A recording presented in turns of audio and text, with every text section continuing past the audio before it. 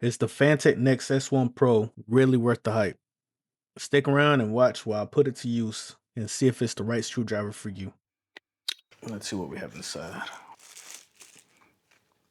So we have a type A to type C. Got a user manual. It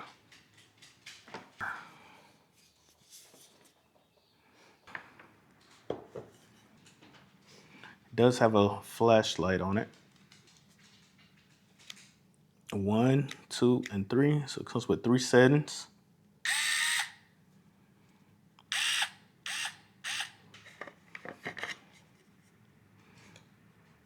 So it has magnets at the bottom. That's why it was hard to pull out. And you have your different bit. Yeah, that's a nice little feature. The magnets are just real strong. So we're gonna try take these out on the number 1 setting. See how that goes.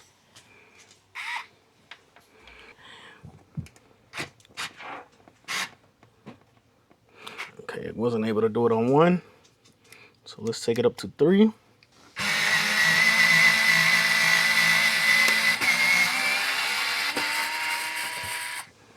Alright, so 3 did the job.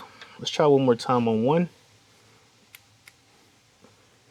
Try to hold the screwdriver a little firmer now.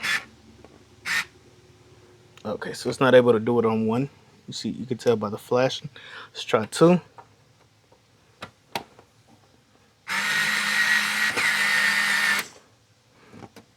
Alright, stopped on 2. Let's try back on 3.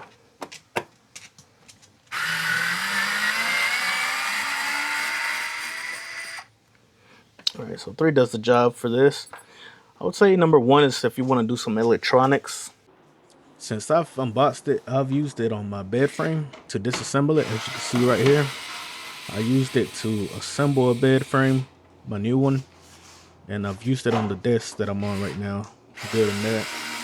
I've also used it to install a Google Nest thermostat, and I used it on the AC unit to take it off the window, as you saw earlier. I'd say I got a good feel for it. So one thing I want to point out is the battery life. I've heard that it's not good, but since I've been using it, I've only had to charge it once, and I used it to assemble my bed frame. And then the next day I used it to assemble my desk, and without charging it, it was able to handle both jobs well. At the end of building my desk, I did notice that the power was dying out a little bit, but to be honest, I could have just charged it the night after I finished building my bed frame, but I wanted to see how long it'll last. I'll say it's got a good battery on it. One thing I wanted to point out about the Fanttik was the way it's designed. It feels good on the hand, but in those like weird, how you say it, weird reach places where, I don't know, you want to try to hold it like this, or if you need more power, it wants to slide from your hand. It's real hard to grip it, so it slides, and then you have to try to look for the button again. Well, that's another thing about the button. Sometimes you accidentally hit it before you're like have full grip on it, and it moves, and then you have to take it off, look for the button, so you can actually press it. It's got real good packaging. Like I said, it feels great. It feels like a premium product. But for the price, I don't think it's worth it. I think you're better off finding something a little bit cheaper, maybe a little bit more grippy. So I don't think it's worth the struggle of having to look for the button. It's always slipping on you. You gotta almost use 2 hands. So it's nice for a straight on job, but I don't know about the price for it.